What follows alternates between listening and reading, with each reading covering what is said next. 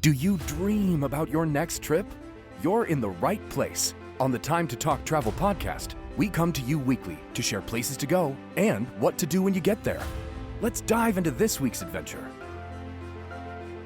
As 2023 draws to a close, we're looking back on the 15 episodes we released of Time to Talk Travel.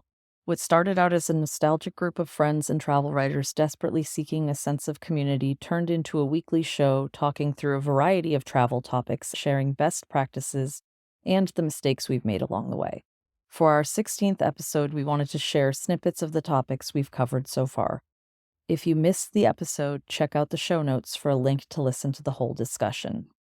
One topic we covered was travel deals, how to get them, and tricks that we use. Well, loyalty pays, right? Sign up for the emails with Southwest, like you were saying with the companion pass, with Delta and all that. If you have loyalty to someone or you fly a regular airline routinely, sign up for their alert emails because Southwest will send out specials that say, hey, book 3 flights during this window of time and get a companion pass 10 times faster than you usually can, or anything like that. Make sure that you are getting those alerts so that you are taking advantage of them. And with Southwest, know when their next calendar drops if you're planning travel ahead. When my son was flying back and forth between our homes and doing a lot of unaccompanied, I would know when the fare calendar hit for the next time it was Thanksgiving, and I could book at the lowest points possible. Cruising is a favorite topic for so many of us. We did one episode on how to pick the right cruise for you. There are many more episodes on cruise travel to come. The other thing I tell people when they're trying to decide, they'll say, which cruise line? And I tell them, for me, it's less about the cruise line, more about the age of the ship.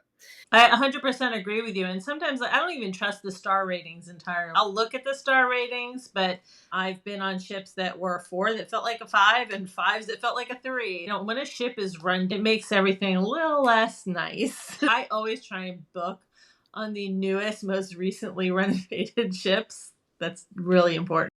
When you travel as much as we do, you've seen a lot, the good, the bad, and the ugly. An episode on travel etiquette was 100% necessary. What is the most egregious breach of travel etiquette that you have seen? Oh God, there's so many. People think that they are on their couch on a plane. First of all, don't wear pajamas to the airport. Do not take your shoes and socks off and stick them between the seat.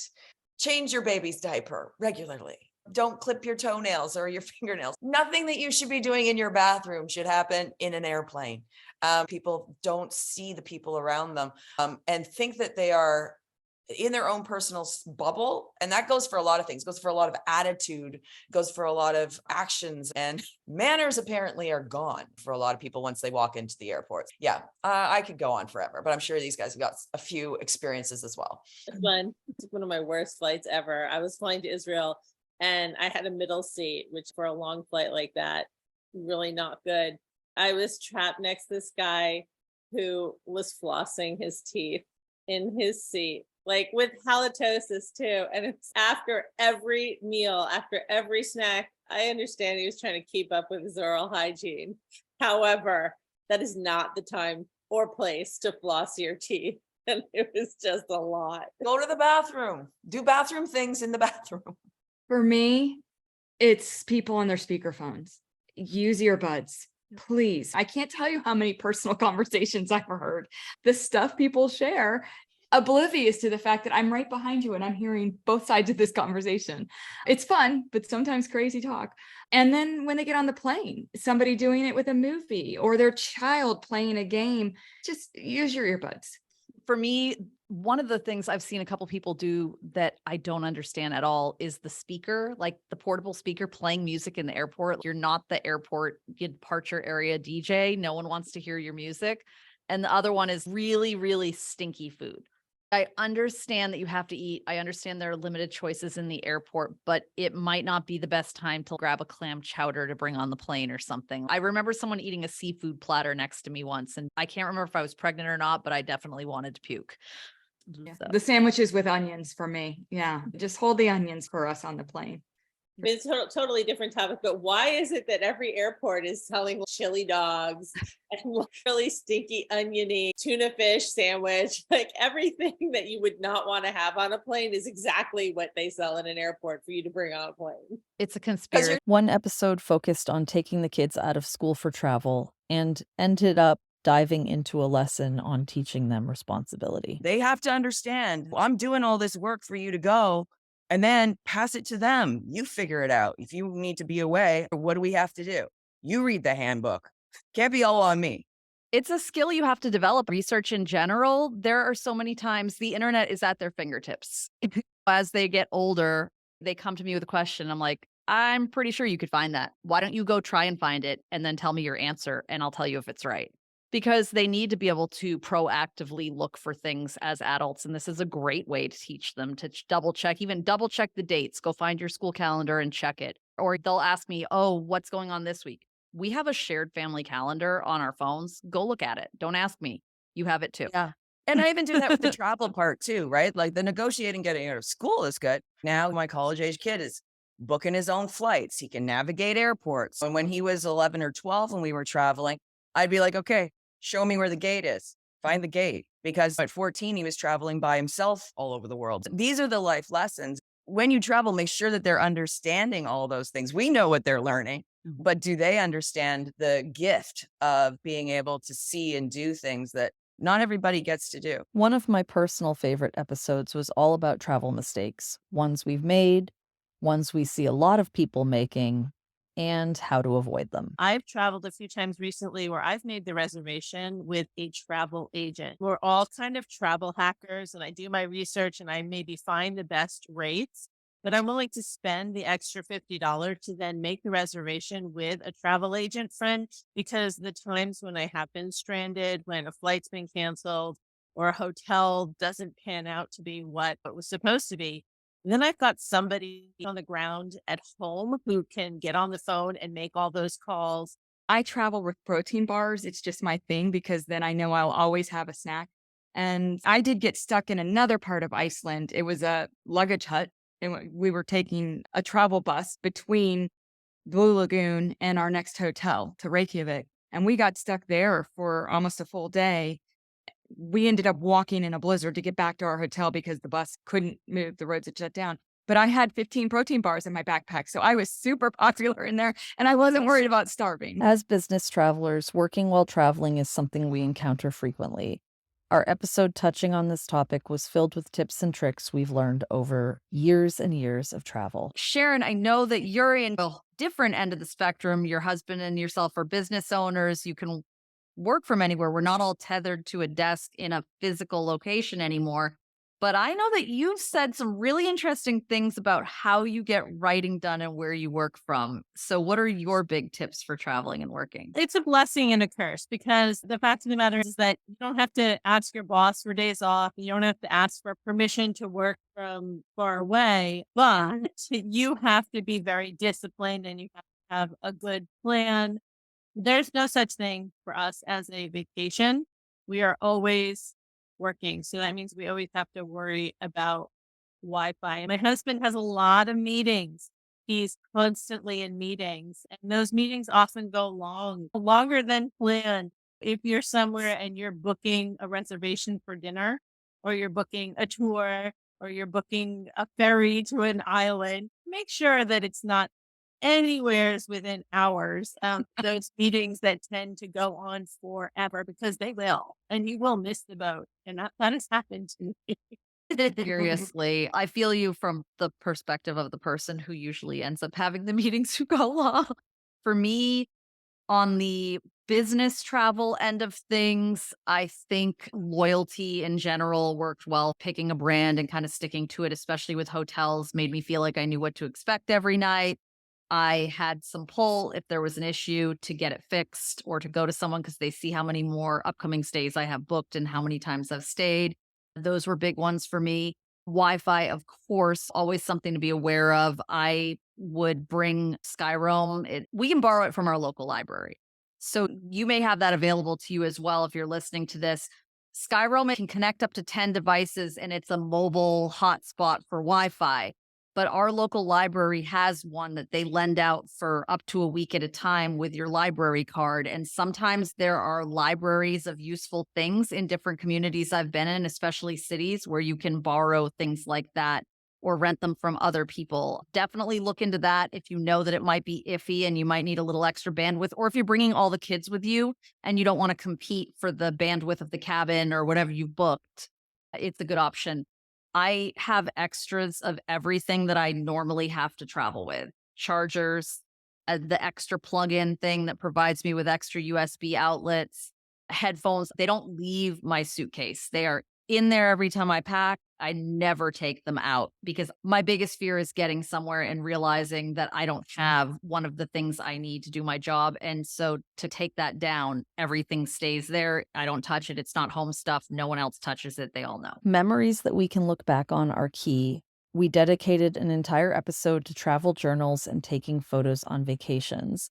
It's such an important topic that Ciaran even wrote a book on it. I went from taking so many pictures that I didn't enjoy the vacation to burnout and not taking enough and being sad afterwards. I need to hear about this perfect balance in the middle. I think we have all been as where we're so desperate to capture everything that's happening in our fantastic vacation that we end up becoming full-time documentarians and not actually enjoying our vacation. So I hate to see that happen. The three of us met because we were all working as influencers and bloggers and going on a lot of trips where that was literally our job. It was our job to take pictures. But it became so ingrained for me that even when I went on a trip with my family, I found I was still documenting and not enjoying. And I knew there had to be a better way. One of the things I did as an influencer is I started putting together guides for other travel journalists and influencers and bloggers to capture their vacation without sacrificing their sanity. Along the way, I became acquainted with an activities director for Celebrity Cruise Lines who said, you know what, you have some great tips for sharing trips. I bet people on our boats would love it. I put together a whole program for the cruise ships. That course many years ago and my experience as a blogger led to the book I'm about to release, which is a DIY travel photo journal. The goal of that is really to teach people how to get the pictures that they need, think the thoughts and ask the questions that'll allow them to maybe jot a few notes down so they'll remember their vacation for years to come. They'll have plenty of pictures to share on social media because let's face it, we all care about that. But they'll be able to be present and enjoying their travels. There's just so many things to do and pictures to take. And it's nice to have the picture and put down the camera, the experience. Absolutely. Des, where do you stand on the many pictures, not too many pictures? Where are you on that debate? I see both extremes. Again, I like to document the travels. People back home often see me as a resource for, oh, where did you stay? What did you do? I feel like I'm helping them. I will be honest about, okay, I stayed at this hotel. I would never do that again. I loved this Airbnb and what have you. So for me, it's an important part of sharing because I do feel like people look to me for that. But I travel a ton with my daughter. And I will say the last trip we took to Santorini, I would take 100 pictures and think that's plenty. My boyfriend will take 10. We're good. I want more options, so I'll take 100. My daughter wants 1,000. So I see both extremes, and I don't want too few. I don't want 1,000 either. I love Ciaran's idea of having a master list. Make sure you get this shot, this shot, this shot, and then put the camera down, enjoy the trip. I also am a subscriber in hiring someone who, if there's a money shot, something you really, really want, hire somebody. Whether that's photographer, and we can get into that more, but I firmly believe that because I'm always the one taking the picture, I'm not in a whole lot of them. And I want to be in the picture. I also like the idea of making sure the shots you have are really good shots. Not just getting the shot, but getting the shot right. It's no surprise that one topic we get asked about a lot is passports. All of the things that go into renewing them, expediting them, tips, tricks, things to make sure that you don't overlook to make the process easier. There was a lot to talk about on this episode. Learn from our mistakes. Yes, you can get it done in an emergency, but it's really much easier to just have a valid passport.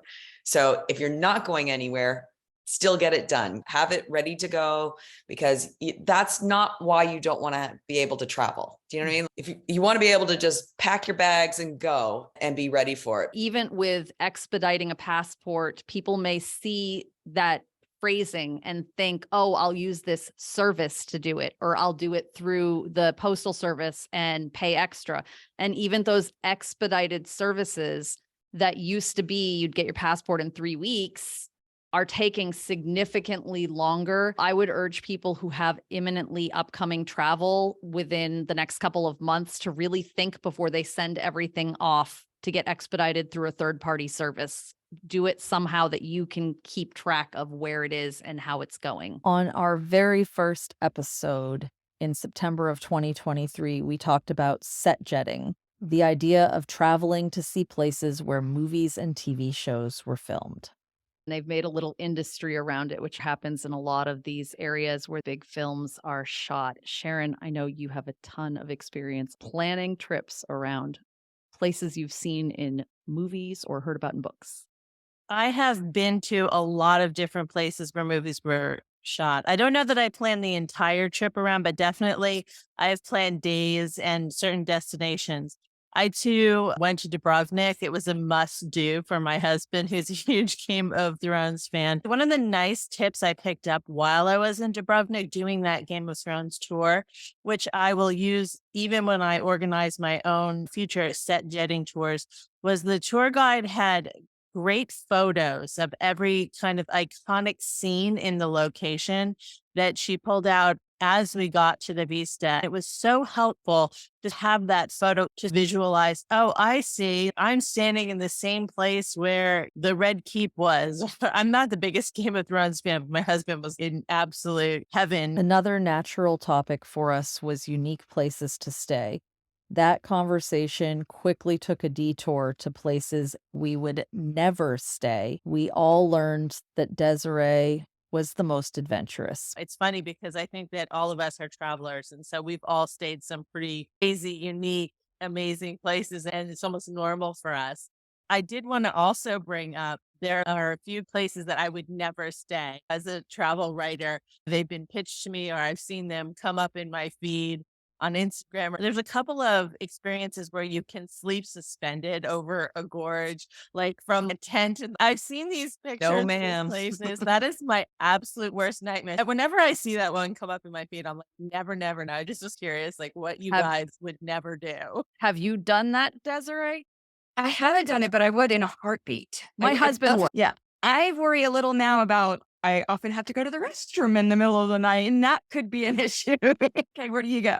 I love the stuff that you're never going to forget. I travel a lot with my daughter, and she is part of the IG generation. Everything is about the gram, getting the photos by the Blue Dome. So that motivates a lot of her travel. I just like different. I'm planning a big trip to Europe in the fall, and in Amsterdam, I'm sleeping on a boat. I want that different experience. YOLO, you only live once. So I would totally do the suspended hammock. Absolutely. I'd love that idea. I can't do the suspended. Underwater does not interest me at all. I don't think I would do that. Now, I was just having this discussion with someone the other day about the idea of skydiving versus skydiving inside in a tube. And I'm like, I would never do the inside a tube one. And you've been skydiving. And I'm like, it's not the same. The tube thing, enclosed. No underwater, no hanging anywhere for me. I think that rules out theirs in the Czech Republic. When I was there, I didn't do this particular experience, but a bunch of my friends stayed in an old World War II bunker. It was an underground, no window, and that's why I didn't do it. I also get pretty claustrophobic. So anything submarine, bunker, underwater, like anything where you're in a small chamber is totally out of my comfort zone. A submarine would definitely be a no-go for me. I don't know about bunker because it feels if it's in metal and it's enclosed. I can't explain it. This doesn't need to be a therapy session for me on my weirdness about being claustrophobic and what constitutes it and what doesn't. But I guess I have some strange requirements there. What would your no-go be, Maureen? Because I don't want to miss you on that one. Do you have something you wouldn't Oh, do? I'm not sleeping over a cliff or Okay.